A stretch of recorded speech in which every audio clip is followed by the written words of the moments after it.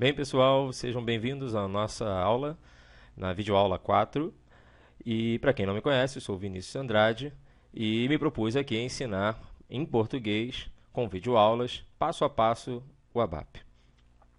A nossa aula tema de hoje é como criar tabelas transparentes no SAP e também aprender a manter essas tabelas, ok?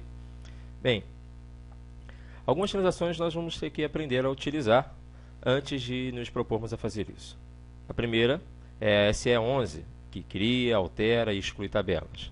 Nós também temos a SE93, que cria, altera e exclui transações. E a SM30, que altera o conteúdo de tabelas. Na videoaula anterior, nós aprendemos um pouco sobre o que são transações, como escrevê-las e onde colocar para acessá-las, e também, antes disso, se você não sabe, dá uma olhadinha nas nossas aulas anteriores, como conseguir um ambiente para que nós possamos treinar e fazer todos esses exercícios, ok? Antes de vermos aqui a tela do SAP, vamos entender então a especificação funcional. A especificação funcional, para você que é bem novato aí na área de programação, é uma especificação onde, um documento, né, onde um funcionário, ele, na verdade, é um analista de sistema, de negócios, enfim, ele descreve todo o objetivo que o cliente quer naquele programa, ok? No nosso caso aqui, o objetivo é: este programa terá por objetivo catalogar todos os filmes da locadora em um banco de dados. Isso mesmo, nós temos uma locadora e nós queremos passar ali todos os filmes que estão lá nas prateleiras, todos cadastrados, bonitinhos no sistema. Bem simples, bem tranquilinho, só para a gente aprender como faz essas tabelas e como é que a gente faria para cadastrar esses filmes, ok? Premissas. São as regrinhas que nós temos aqui para o nosso negócio. Primeiro, todo filme vai ter um código, título, gênero e preço, certo? Todo gênero terá código e tipo.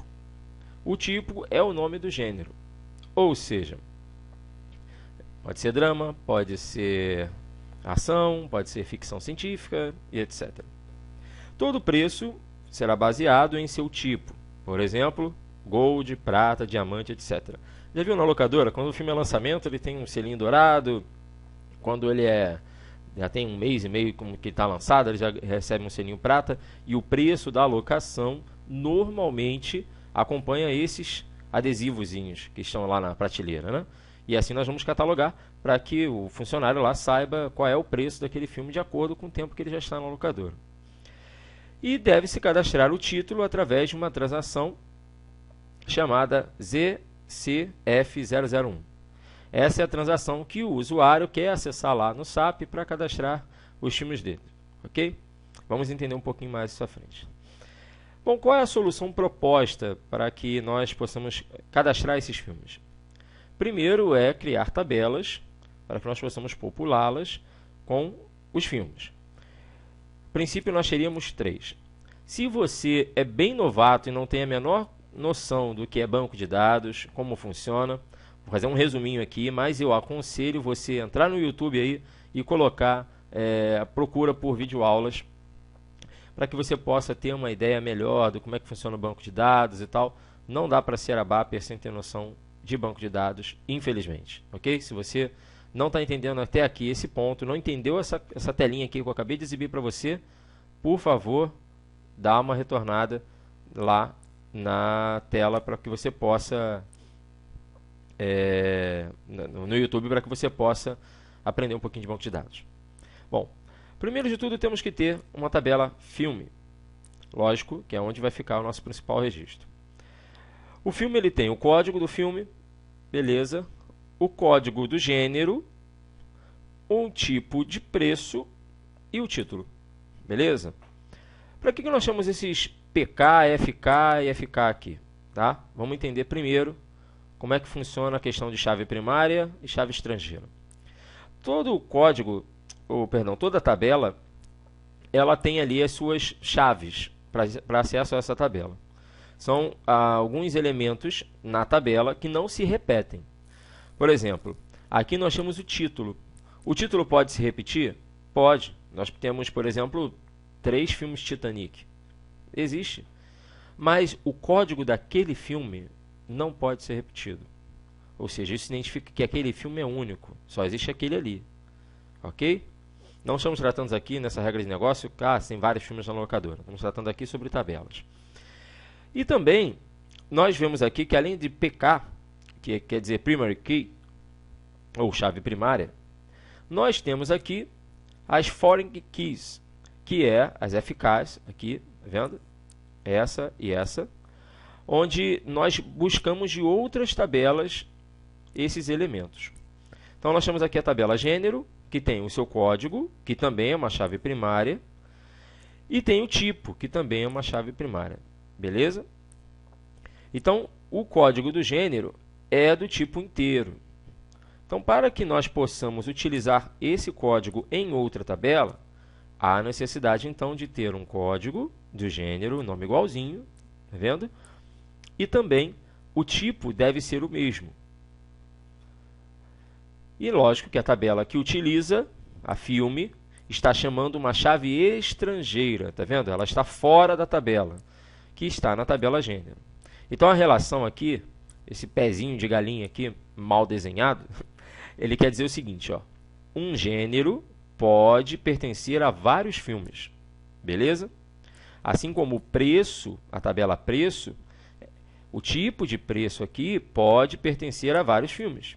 Por exemplo, nós temos um tipo de gênero drama e temos um tipo de preço gold, beleza?